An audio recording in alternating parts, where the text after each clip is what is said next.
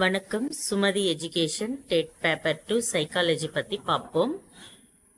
மூட்ட விதி எது சார்ந்தது? மூட்ட விதி எது சார்ந்ததுன்னு பார்த்தீங்கன்னா ஆப்ஷன்ஸ் நடத்தியல், கெஸ்டால்ட் உளவியல், உயிரியல், சமூகவியல் இது போல் கொடுத்துருக்காங்க. அதில் கெஸ்டால்ட் உளவியல் தான் ஆன்சர். புலனுணர்வு என்பது அப்படின்னா ஆப்ஷன்ஸ் பொருள் புரிதல், உடனடி அறிவு, அனுபவம், நினைவு. இதில் பார்த்தீங்கன்னா உடனடி அறிவு தான் பதில். அதாவது புலனுணர்வுக்கு உடனே நம்மளுக்கு அறிவுக்கு வரும் உடனடி அறிவு தான்.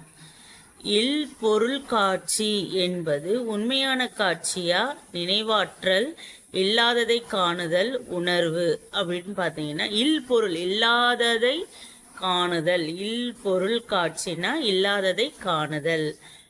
அடுத்தது புலன்காட்சி எதனை அடிப்படையாக கொண்டது? புலன்காட்சி எதனை அடிப்படையாக கொண்டதுன்னா நினைவு, அனுபவம், புலன் உணர்வு, சிந்தனை. இதில் பார்த்தீங்கன்னா புலன் உணர்வு நம்மளுடைய உணர்வு வச்சு தான் புலன்காட்சியை அடிப்படையாக நம்ம பார்க்க முடியும்.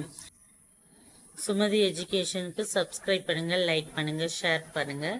இதுபோல் நோட்டிஃபிகேஷன் நாங்கள் டெட்டுக்கு சம்மந்தப்பட்டது அனைத்துமே போடுறோம். நன்றி ஃபார் வாட்சிங்.